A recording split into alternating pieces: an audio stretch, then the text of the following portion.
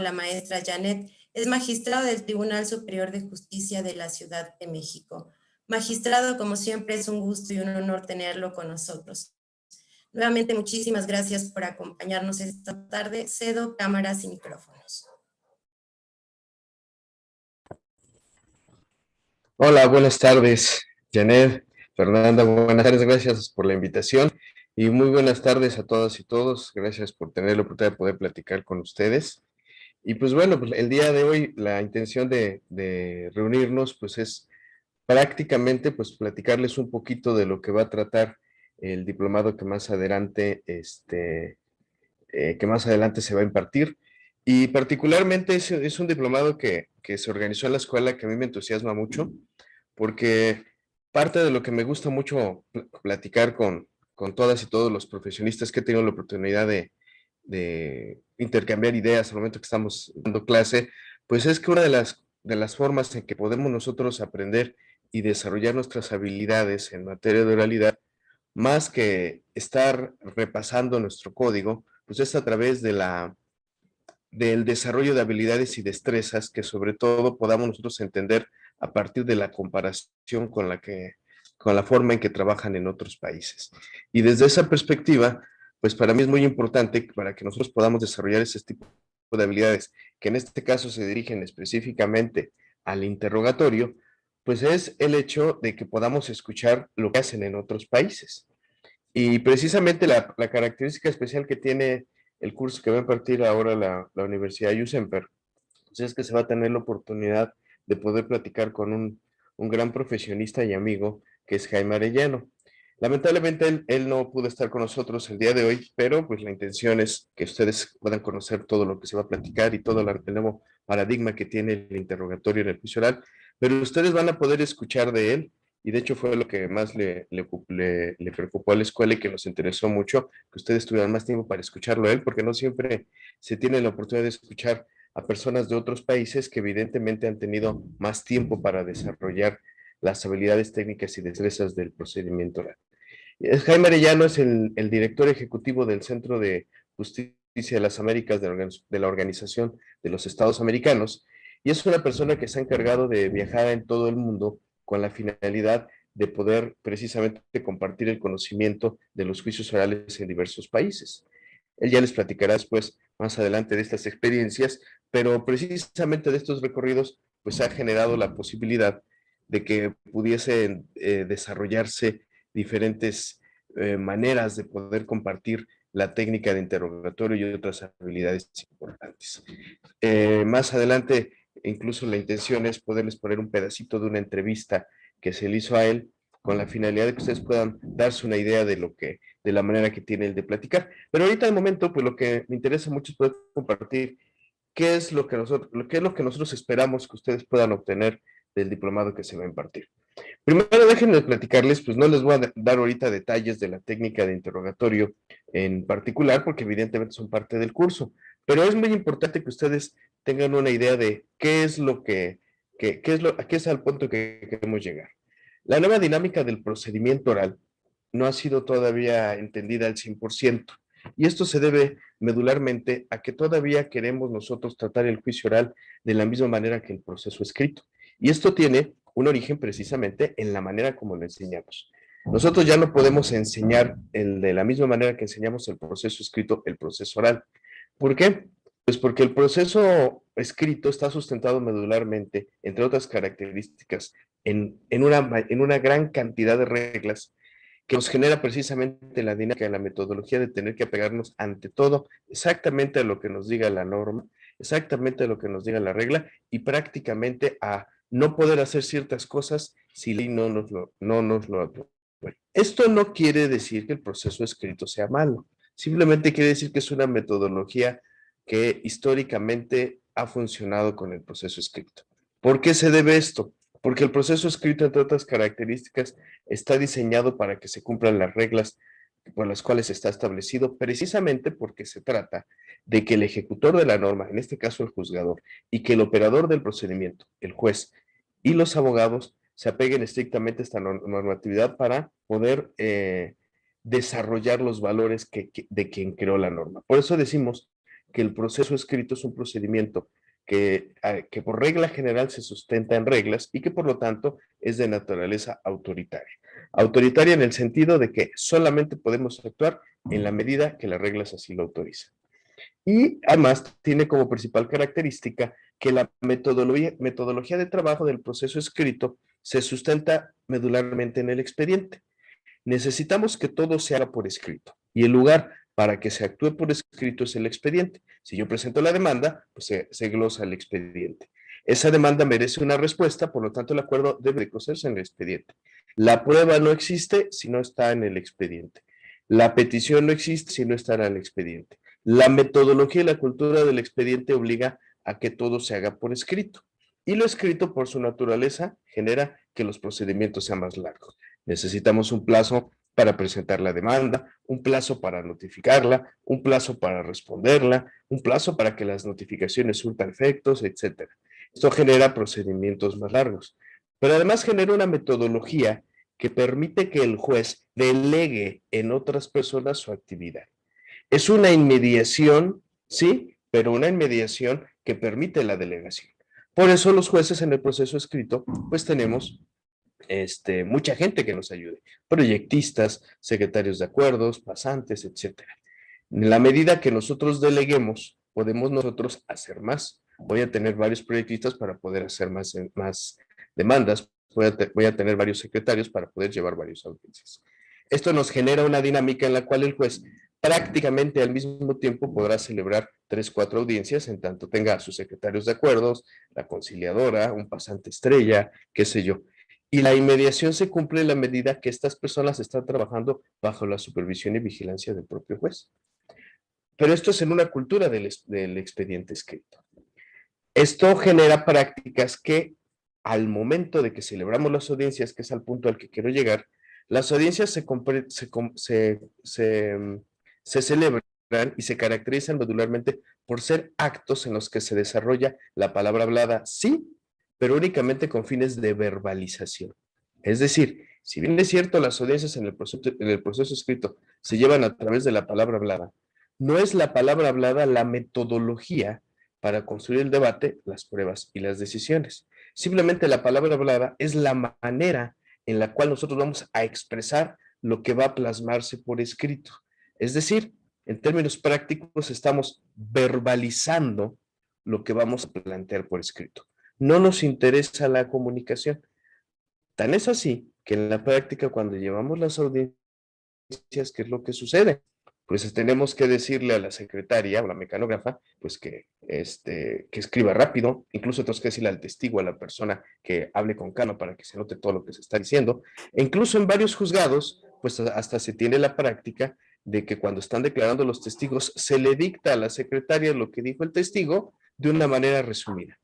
En tanto estemos nosotros anotando todo lo que el testigo verbalizó, pues obviamente no va a haber reclamo ni queja de nadie, porque se está plasmando en el acta de audiencia lo que sucedió verbalmente la misma.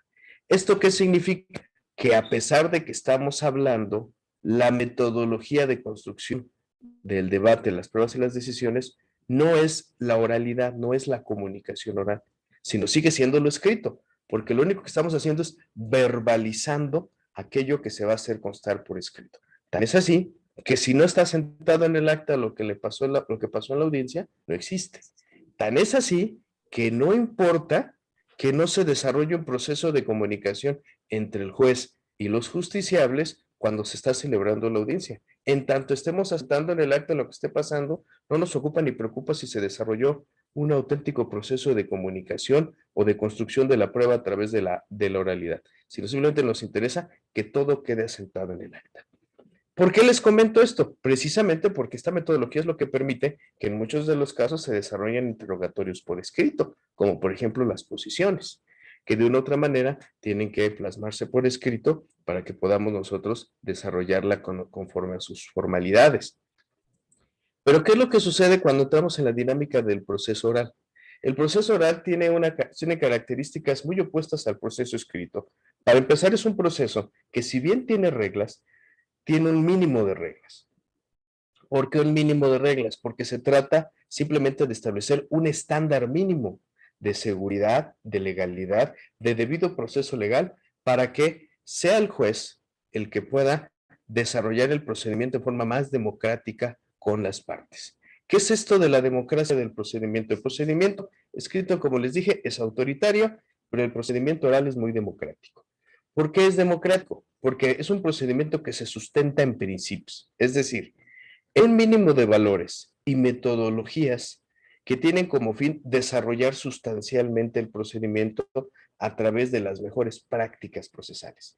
Se trata de que sea la práctica procesal, la mejor práctica procesal, la que se desarrolla en el procedimiento para elevar la calidad de la información que se está llevando en ese juicio. En este caso, el procedimiento se vuelve democrático porque permite que el juez y las partes, en este caso los abogados postulantes del actor y el demandado, tomen decisiones democráticas con el fin de privilegiar la solución del problema sobre la formalidad, por el fin de que se resuelva el problema medularmente. El proceso oral se vuelve democrático en la medida que permite que el juez, en un plano horizontal, con los abogados, tome ciertas decisiones para que este procedimiento sea ágil. Por eso existen los acuerdos sobre hechos no controvertidos, los acuerdos probatorios, porque en él el actor y el demandado se ponen de acuerdo e incluso el juez puede proponerles estos acuerdos con la finalidad de que el juicio se acelere. El actor le propone al demandado que se tenga como no controvertido el hecho 1 y 2 de la demanda. El demandado dice que está de acuerdo y ¿qué hace el juez? Tiene por fijado el acuerdo. Esta decisión democrática se vale y se permite en el juicio oral porque hay un principio de contradicción que permite que sean los adversarios, actor y demandado, quienes tomen ciertas decisiones con el fin de ahorrarle trabajo al juez y que el juez se ocupe de lo que vale la pena ocuparse y que deje de perder el tiempo. Por eso decimos que se eleva la calidad del debate. En la medida que las partes hacen este ejercicio depuratorio del procedimiento, reducen el mínimo de hechos no controvertidos, reducen al mínimo las pruebas, solamente se quedan las necesarias, pero no por decisión del juez, sino por ellos, para que se eleve la calidad del debate, ya que es el juez el que precisamente se va a ocupar solo de esos hechos controvertidos y solo de esas pruebas que las partes consideraron necesarias. Ya no se va a meter en problemas con los hechos no controvertidos, porque son las partes quienes dijeron que no está discusión. Ya no se va a meter en detalles de las pruebas que las mismas partes eliminan por considerarlas innecesarias. Esto permite acelerar precisamente el procedimiento y darle información de calidad al juez para que el debate sea más rápido. Pero además, estos principios del juicio, oralidad, inmediación, continuidad, etcétera, permiten que democráticamente se desarrollen más prácticas con la finalidad de que los juicios y las pruebas se reciban con mejor calidad. Se trata de construir debate, pruebas y decisiones con calidad. En este sentido, los principios no nada más se convierten en valores, en estándares mínimos, se convierten en metodologías de trabajo, es decir, en diferentes maneras de hacer y construir las cosas.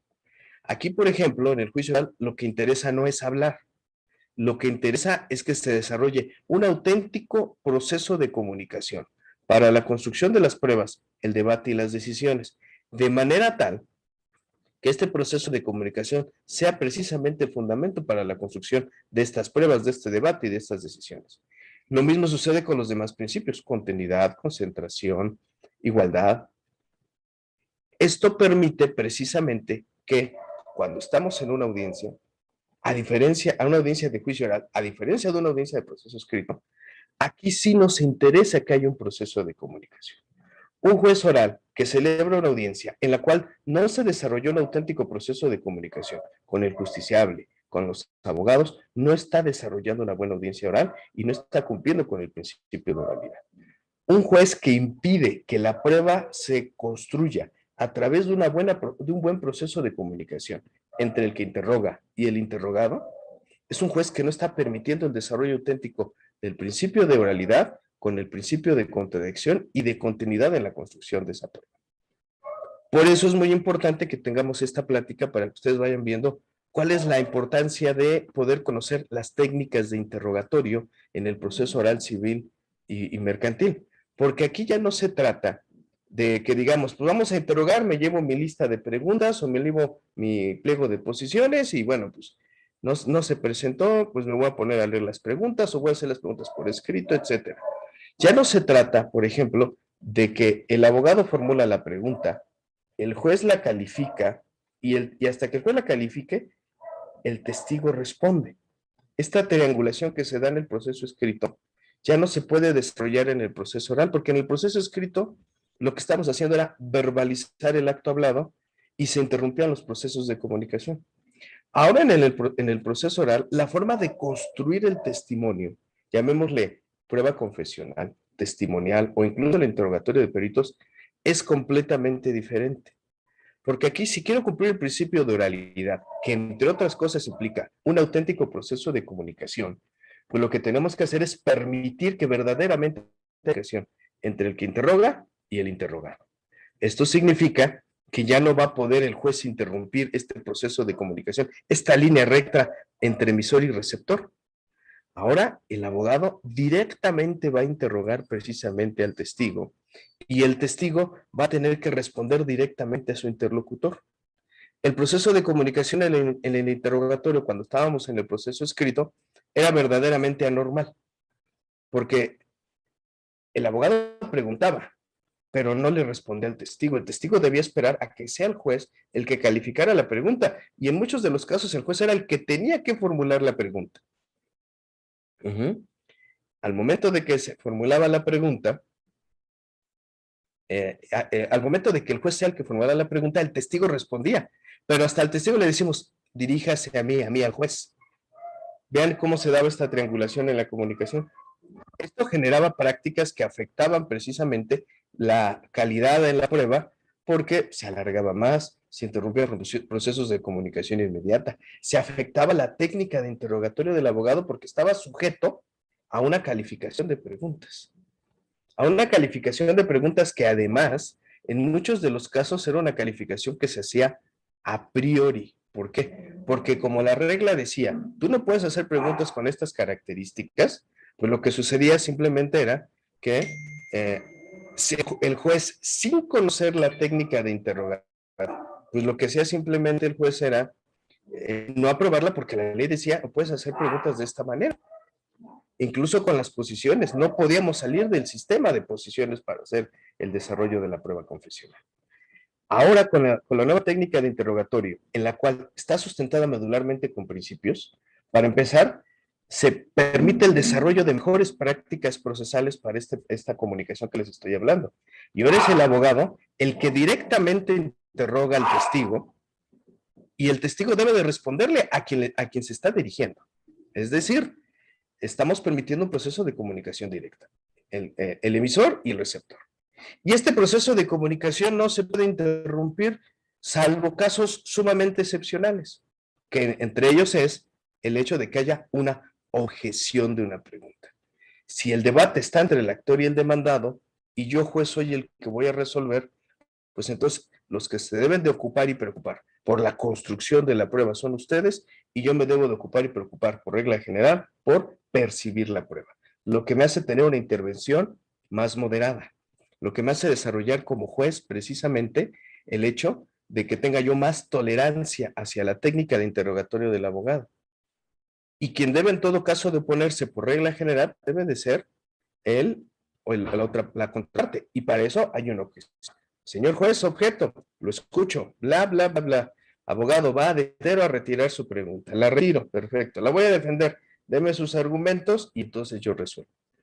Esto permite un auténtico proceso de comunicación precisamente por el hecho de que nos está permitiendo que se desarrolle este principio de oralidad a través de una comunicación directa entre los dos. Uno. Dos, nos está permitiendo desarrollar una auténtica contradicción, que sean los adversarios quienes sean los que se opongan a lo que haga la otra parte.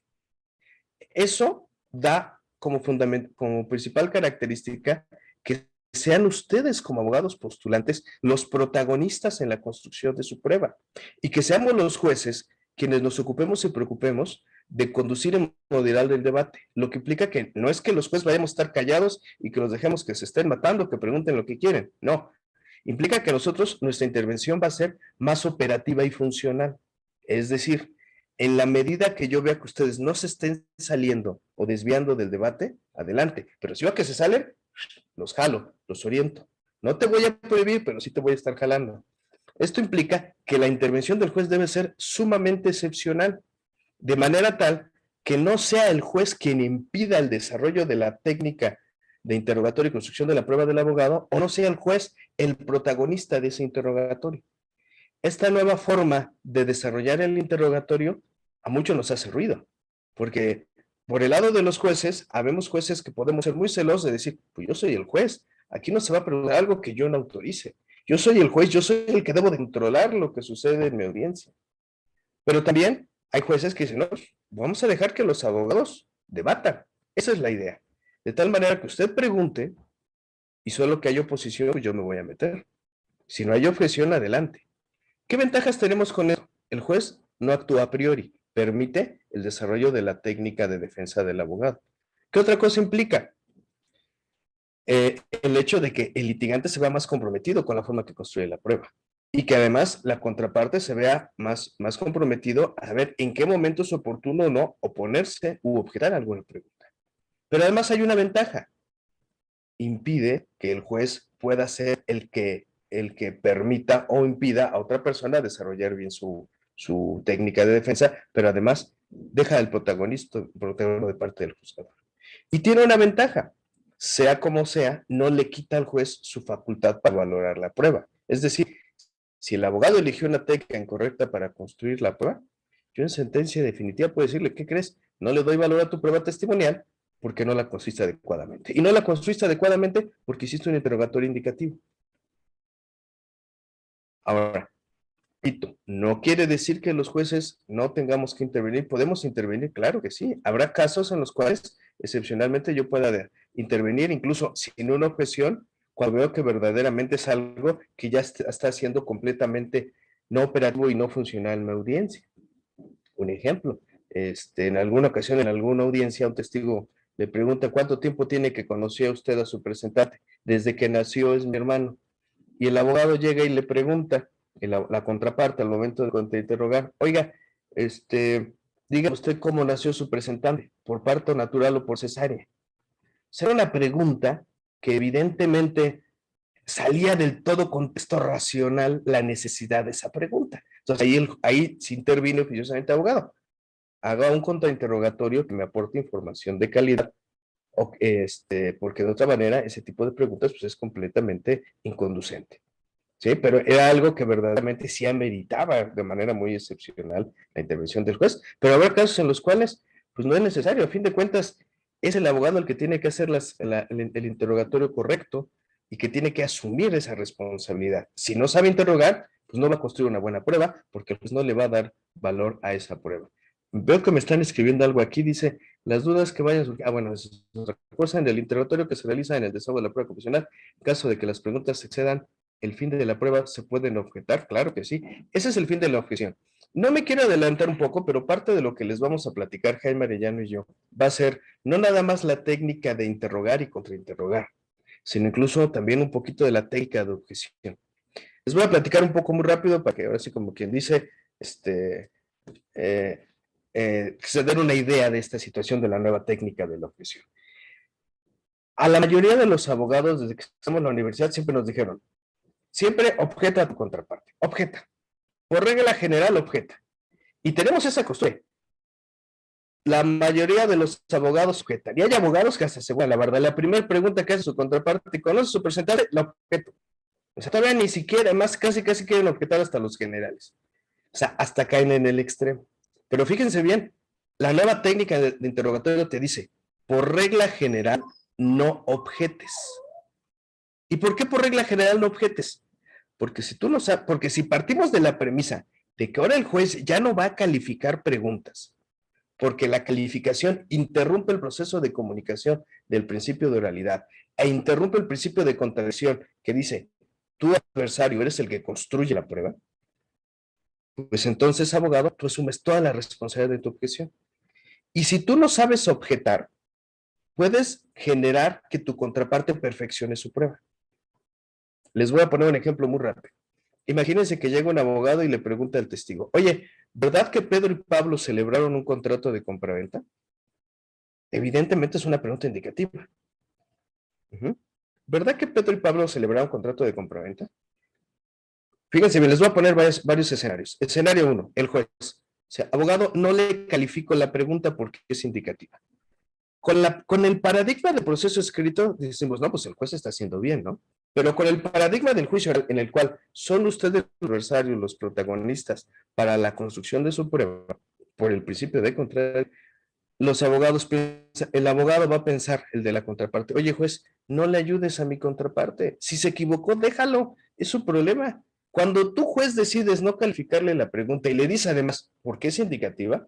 Pues casi casi estoy diciendo, oye, fíjate, haz bien las cosas, ya lo estás asistiendo. ¿Dónde está la contradicción? Escenario 1. Escenario 2. ¿Verdad que Pedro y Pablo celebraron contrato de compraventa? Y levanta la mano el abogado. Objeto de la pregunta. Dígame, abogado, ¿la objeto por qué es indicativa? Abogado de la contraparte. Algo que decir, él va a pensar. Sí, cierto, es indicativa. Híjole, ya me ayudó. Señor juez, retiro la pregunta. Y viene la siguiente pregunta y ya se vio. ¿Sabe usted cuál es la relación jurídica que puede existir que existe entre el actor y el demandado, por ejemplo? Es decir, aquí esta objeción, por no ser pensada con la nueva dinámica de la contradicción, generó que el abogado perfeccionara la prueba. Pudo haber ocurrido el escenario 3. ¿Verdad que Pedro y Pablo celebraron el contrato de compraventa? Y la parte no objetó. Y deja que su contrario siga haciendo preguntas indicativas. ¿Verdad que fue un contrato que celebrado el 10 de febrero de 2015? ¿Verdad que fue por un inmueble? ¿Verdad que sí? Vale, empieza a decir todo. Y el otro, sí, sí, sí, sí, sí. Ya que termina de interrogar, juez le pregunta a la contraparte, abogado, ¿va a formular el contrainterrogatorio? No, señor juez. Sin embargo, en este momento vengo a objetar el testimonio del testigo que acaba de declarar en razón que respondió a un interrogatorio indicativo en el que evidentemente fue el abogado el que le proporcionó la información al testigo para que éste la confirmara. ¿Cuál fue la diferencia entre todos los escenarios que les puse? En este último escenario, el juez se mantuvo completamente ajeno e imparcial, privilegió el principio de contradicción. El juez fue única y exclusivamente moderador del debate y conductor. No se metió en la manera que se construye la prueba. Siguiente punto importante. Permitió el desarrollo de las habilidades de los abogados. El abogado que ofreció la prueba cometió el error de no saber interrogar, pero es su problema. Él es el adversario. El otro abogado fue muy hábil en no objetar y desarrollar la contradicción en otro momento, de manera tal que ya no objetó la pregunta, pero sí objetó el testimonio. Incluso pudo haber hecho otra cosa el abogado, esperarse a los alegatos y en los alegatos decir, oye, por cierto, no le des valor a la prueba testimonial porque respondió un interrogatorio indicativo. ¿Por qué se los planteo de esta manera? Porque quiero que vean el nuevo paradigma del desarrollo del interrogatorio.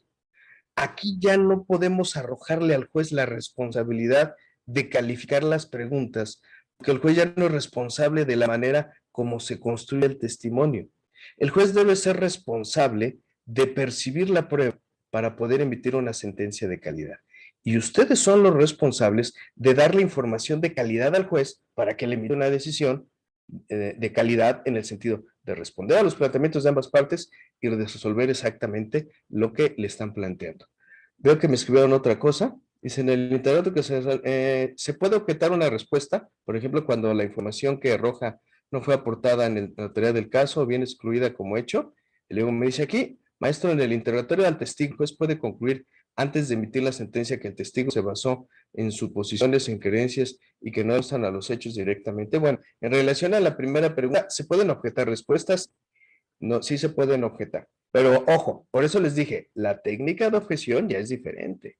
Yo no te digo, no puedes objetar respuestas, sí las puedes objetar, pero tienes que ver que sea la cuestión adecuada. Un ejemplo de una objeción de una respuesta es en la confesional. Imagínense que están deshogando una prueba confesional y le preguntan a su contraparte, ¿de qué manera pagaste, de qué manera dices tú haber pagado la deuda? Mira, me empieza a echar un rollo, es que fíjate que ese día se enfermó mi hijo y que mira que acá, y platicar toda la historia, pero no responde categóricamente a la pregunta. Ya que termina de omitir la respuesta, le digo al juez, señor juez, objeto la respuesta de mi contraparte, ya que no respondió categóricamente a la pregunta que le formulé. Por lo tanto, te pido, le hagas efectivo el apercibimiento consistente en tener por presuntamente ciertos los hechos que pretendo demostrar con esta prueba. ¿Por qué? Porque fue vacío. Es una manera, es una forma en la cual se puede objetar la respuesta. ¿Me explico? Ese es un ejemplo. Y luego me dicen aquí, si el juez puede concluir antes de emitir la sentencia que el testigo se basó en una suposición o creencia, yo considero que no. El momento para que el juez haga un pronunciamiento de la manera o las razones o la credibilidad o no de un testigo, forzosa y necesariamente tiene que ser en la sentencia definitiva.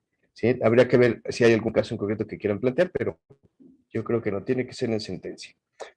Pero fíjense bien al punto que estoy llegando ahorita con esta pequeña plática introductoria. La manera de formular el interrogatorio ya cambió. ¿Por qué? Porque ahora los jueces tenemos una responsabilidad y ustedes otra. En el juicio oral, los roles del juez y las partes cambiaron. Antes los jueces éramos muy garantistas. Vamos a garantizar que el testigo responda un buen interrogatorio, califico preguntas. Vamos a garantizar que los abogados hagan esto bien, les califico preguntas. Vamos a garantizar esto, hacemos lo otro. Pero eso era propio del proceso escrito.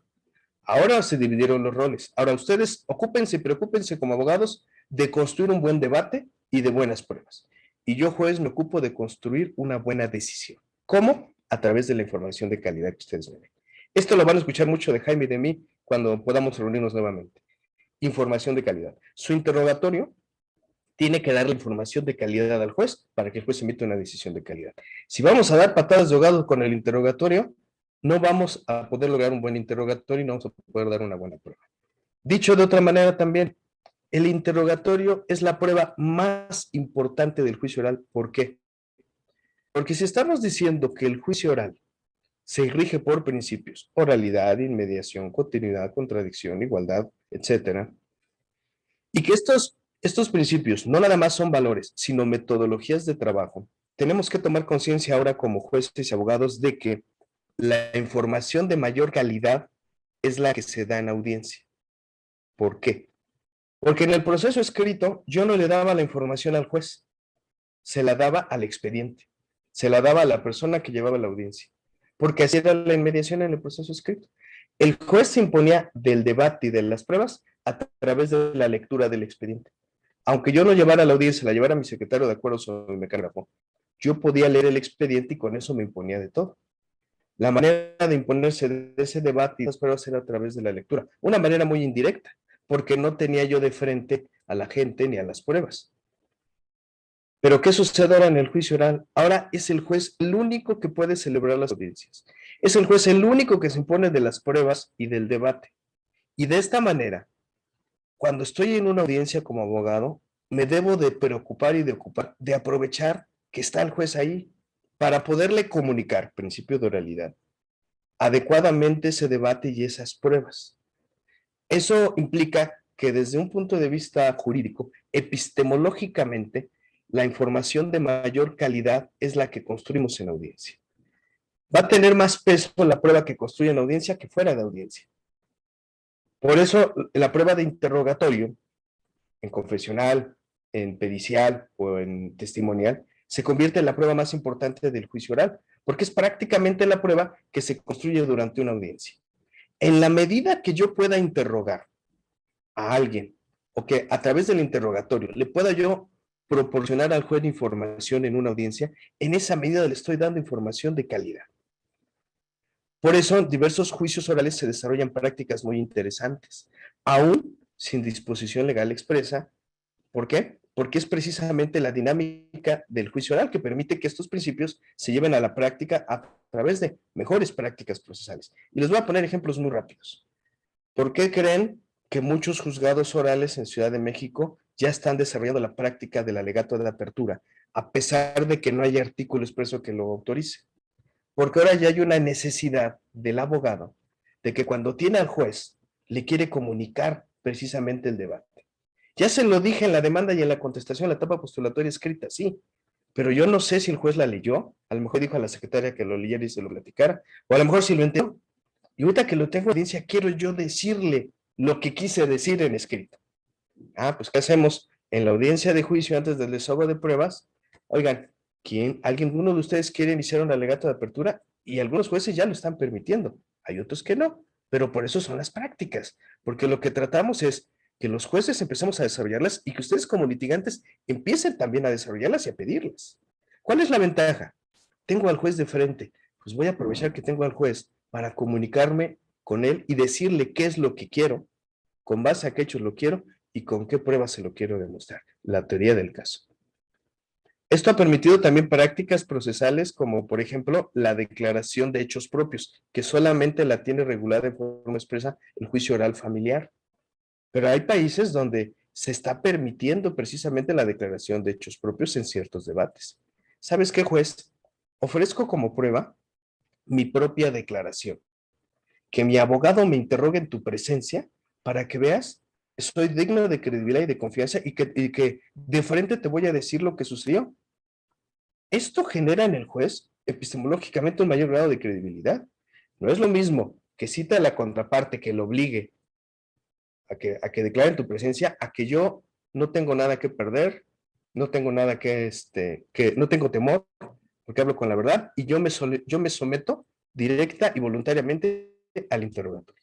Entonces son algunos ejemplos que no nada más se refieren al interrogatorio, pero que la intención de platicárselos es que ustedes se den cuenta de que verdaderamente el juicio oral nos está permitiendo mayores herramientas para que los juicios se desarrollen con mayor calidad y se dé información de calidad a los jueces para emitir un mejor procedimiento y una buena sentencia. Pero para que se pueda desarrollar esto, pues necesitamos que todos estemos en la misma secuencia. Es decir, no nada más que los jueces conozcan la técnica de interrogatorio, sino también los abogados.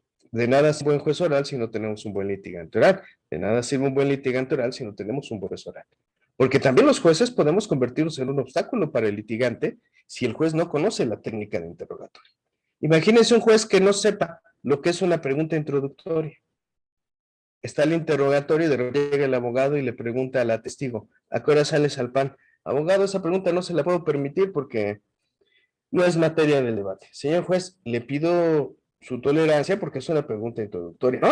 No, eso no se puede. La ley dice que solo son preguntas relacionadas con el debate.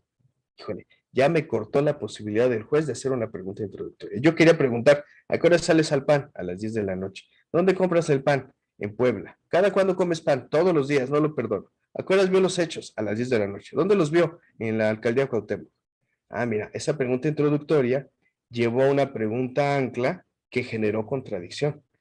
Pero como el juez estaba cerrado a la nueva técnica de interrogatorio, a priori decidió no aprobarla.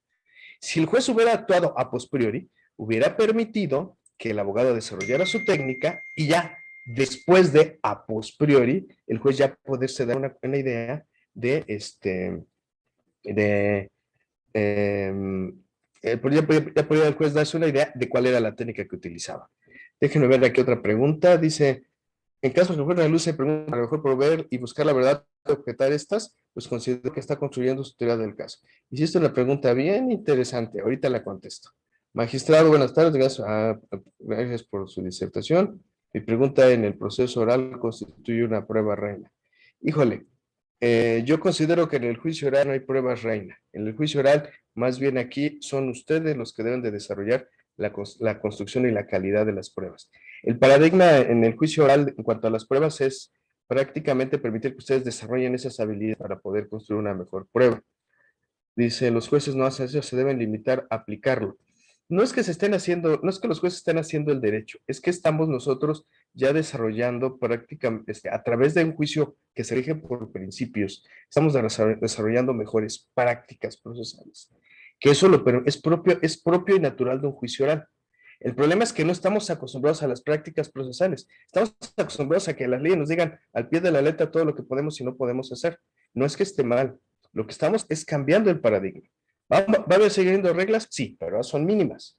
¿Para qué? Para que se desarrollen las mejores prácticas y se pueda privilegiar de esta manera una mejor solución del problema. ¿Las prácticas generan riesgos? Sí, eso es cierto, pero por eso hay que desarrollarlas. ¿Cuál es el riesgo? De que a lo mejor tengo 44 jueces y van a desarrollar 44 prácticas diferentes. Ah, pero para eso ahorita ya se está trabajando en nuestro país en desarrollar el principio de igualdad de otra forma. ¿Cómo es? Hay que generalizar la universalización del principio de igualdad. ¿Cómo? A través de los precedentes. Los precedentes no es algo como lo maneja la reforma constitucional que acaba de publicarse. Los precedentes de oralidad son mejores prácticas que tengan a unificarse por parte de los jueces. Los jueces tienen que trabajar en sus precedentes procesales en el sentido de tratar de unificar sus prácticas. Los litigantes también tienen que hacerlo. Los jueces están obligados a tratar con igualdad todos los casos semejantes. No nada más los de juzgado, sino los que se hacen en general. Por eso en muchos países como Chile, Argentina, y Colombia ya están trabajando en la cultura del precedente procesal, que no es otra cosa más que tratar de unificar las prácticas procesales. Y lo están desarrollando de muchas formas. El precedente precisamente busca este tipo de situaciones. Y en términos prácticos les puedo decir que genera más ventajas para desarrollar un mejor procedimiento, porque permite desarrollar pragmáticamente la mejor manera de desarrollar el procedimiento. Entrando a la pregunta que aquí me formularon sobre si el juez puede formular o no preguntas, esa es una discusión mundial y les voy a decir por qué. La teoría del caso solamente la construye el actor y el demandado, nada más. El juez no construye la teoría del caso. El juez solamente la identifica y lo utilizamos para emitir nuestra sentencia.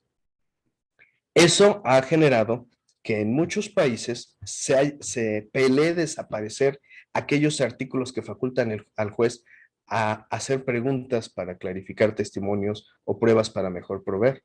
Porque precisamente como lo dice aquí el comentario, si un juez hace una pregunta para mejor proveer o aporta una prueba para mejor proveer, lo hace o quiere saber la verdad histórica de los hechos, lo hace porque él ya tiene su propia teoría del caso.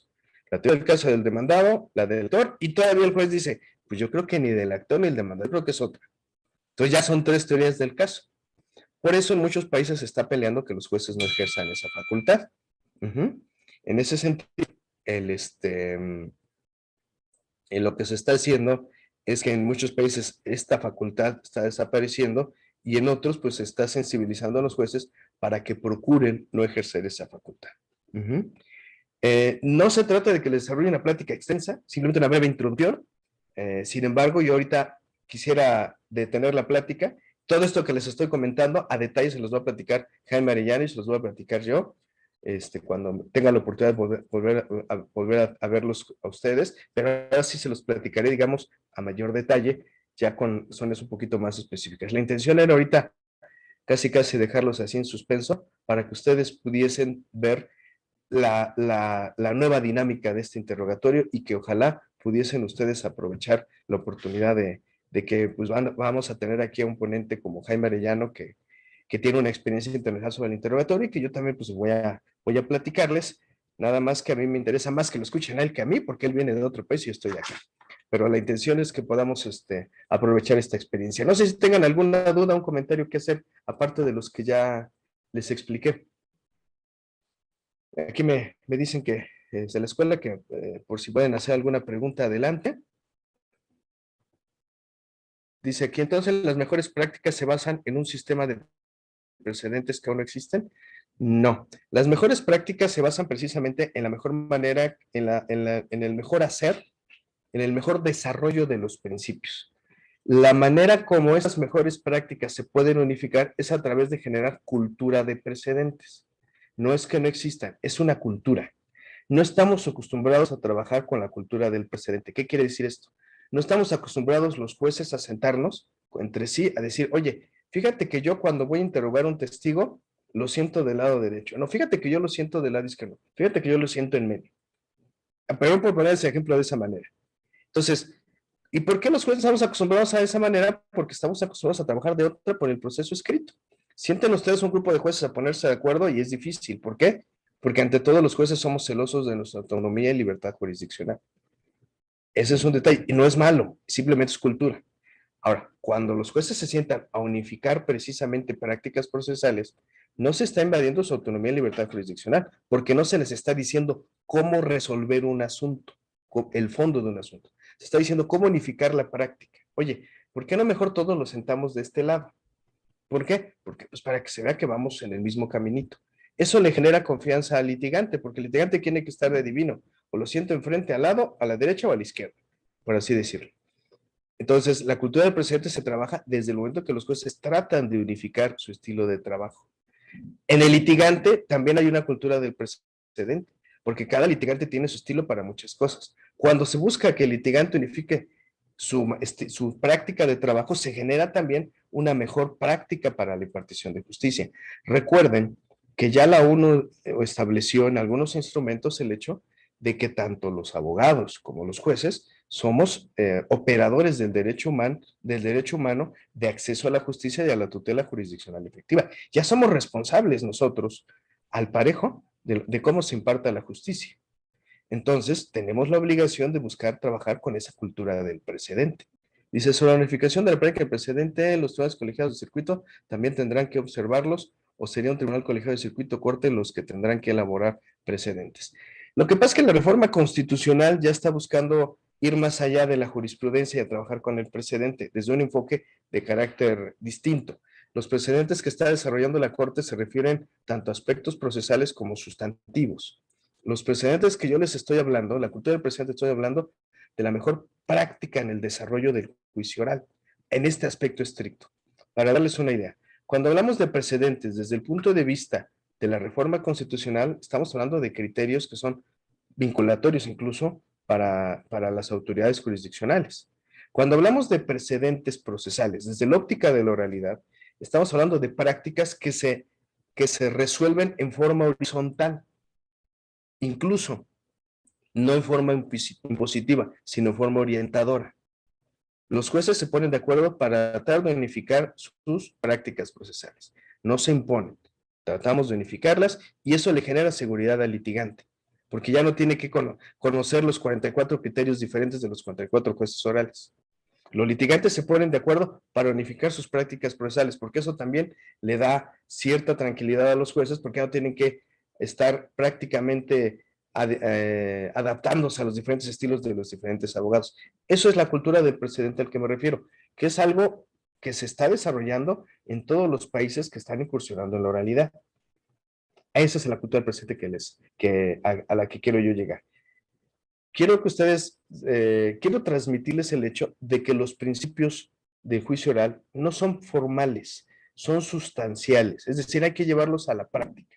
Y para llevarlos a la práctica necesitamos unificar esas prácticas procesales que nos hacen desarrollar el principio de oralidad, inmediación, continuidad, igualdad, etcétera.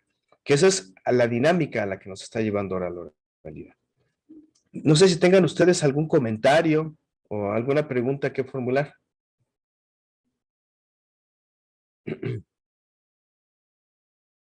Según me comentaron, creo que tenemos aproximadamente una hora para platicar. Entonces, si no tienen algún comentario, pues yo lo que quisiera yo aquí para cerrar nuestra plática es el hecho de hacerles notar que de que la técnica de interrogatorio y contrainterrogatorio, les reitero, es lo más importante en el juicio oral. Quiero que ustedes tomen conciencia de que en el proceso escrito había una necesidad de que ustedes platicaran con el juez. ¿Cuántas veces no iban con nosotros y nos decían, oiga, quiero hacer un alegato de oreja con usted? Porque la necesidad surgía de qué? Bueno, ya se lo dije todo por escrito, pero yo necesito ver al juez, yo le quiero ver las reacciones, ¿no? Incluso cuando iban a hablar conmigo, me acuerdo que nos veían así con ojo biónico para ver cómo reaccionábamos, si sonreíamos, si movíamos la cabeza, decíamos, no, pues el abogado se iba con ella de que no, pues sí me puso atención, no, ya me dijo que sí, dijo que no, hijo, le va a salir en contra. Eso lo hicimos mucho en el proceso escrito porque necesitábamos comunicarnos con el juez. Ahora ya tienen al juez, ahora hay que aprovecharlo, pero no hemos sabido aprovecharlo. Todavía en el proceso escrito muchos abogados buscan al juez para hacer alegato de oreja. Oye, ¿para qué quieres hacer alegato de oreja conmigo si ahí tienes la audiencia? Pero como que en la audiencia sienten al juez todavía ajeno, ¿no? Al contrario, hay que buscar la manera de sentir al juez más cerca. ¿Y cómo? Pues a través de desarrollo de técnicas, habilidades y destrezas. En el caso específico de la interrogatorio, que es lo que vamos a platicar, quiero que ustedes vean que es la mejor oportunidad de generar información de alta calidad para el juez. Porque debemos de considerar que en la dinámica del juicio oral tiene más calidad la prueba que construye una audiencia, porque es el lugar donde tengo al juez, que cualquier otra prueba.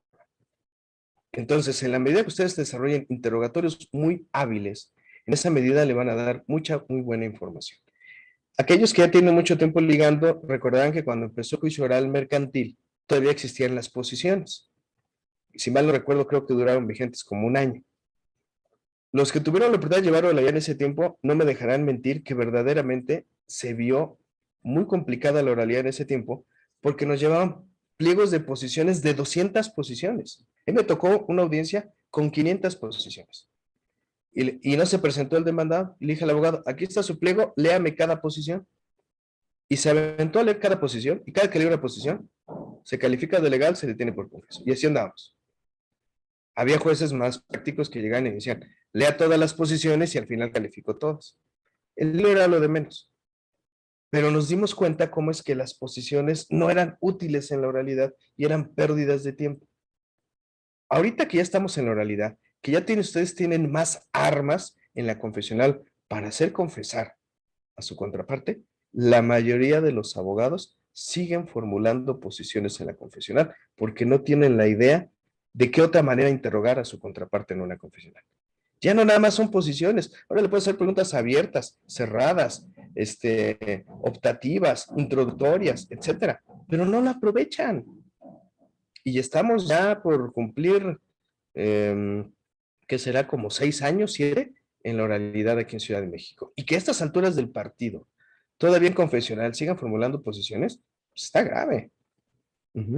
Por eso para nosotros es muy importante dar la importancia a este, esta dinámica de la técnica de interrogatorio. Es importantísimo que desarrollemos la nueva forma de interrogar para darle mayores elementos al juez, información de calidad, para emitir una decisión de calidad. Veo aquí otras preguntas. Dice, llamar de forma igual procedente a dos cosas distintas parece error de lógica. Sinceramente no entendí la pregunta, pero estoy aquí al tanto por si la quieres formular. Muchos litigantes prefieren el alegato de oídas porque creen que así se sugestiona al juez y evitan audiencia porque ahí está su contraparte y claro, se puede objetar su posición o pregunta. Yo creo que sí, pero el litigante tiene que verse aperturado a las nuevas formas. De hecho, muchos jueces desarrollamos la práctica que señalada la audiencia preliminar, ya no recibimos a ningún abogado, a ninguno, de ninguna y de otra parte. ¿Por qué?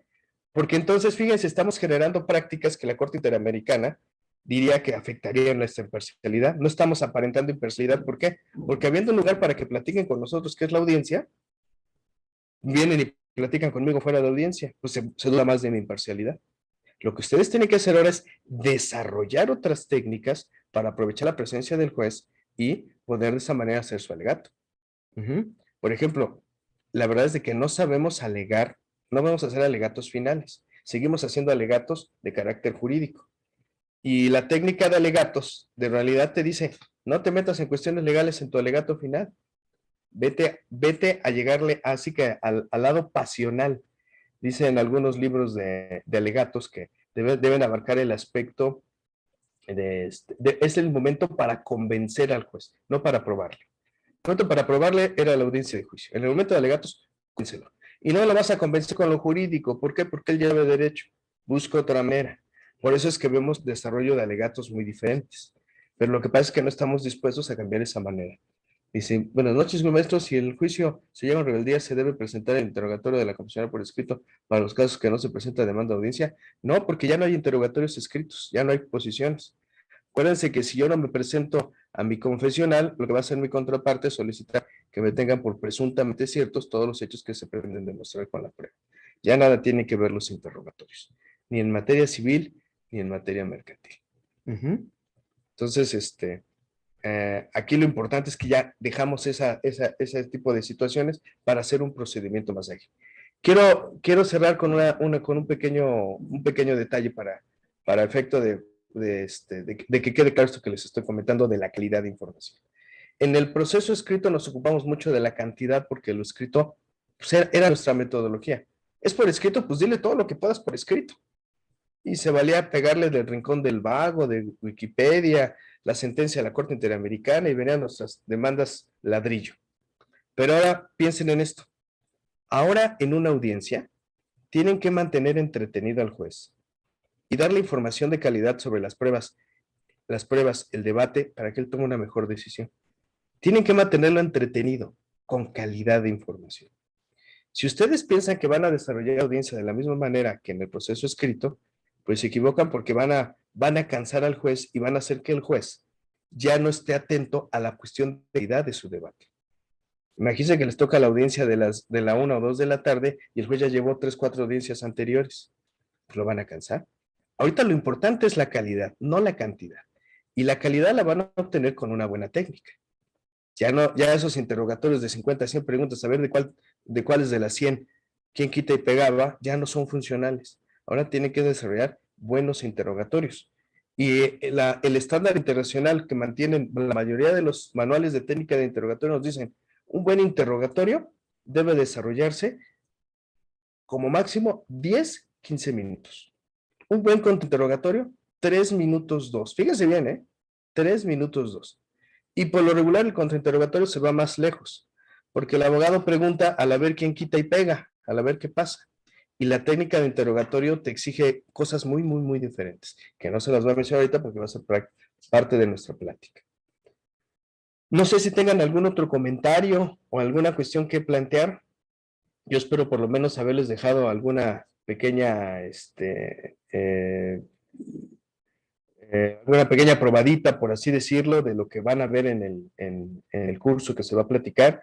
Y sobre todo a mí me entusiasma, les digo, que van a poder escuchar a una persona con mucha experiencia en esto del interrogatorio para que ustedes vean, como siempre les digo, que lo que luego platicamos no es invento, ¿no? Es cosas que manejan en otros países, pero que aquí todavía estamos un poquito renuentes a hacerlo, a pesar de que nuestras disposiciones prácticamente son muy semejantes en varios de estos países, pero la desventaja que tenemos es que todavía nos está costando romper el paradigma de la interpretación de las mismas. Si no tienen alguna pregunta, estoy para servirles.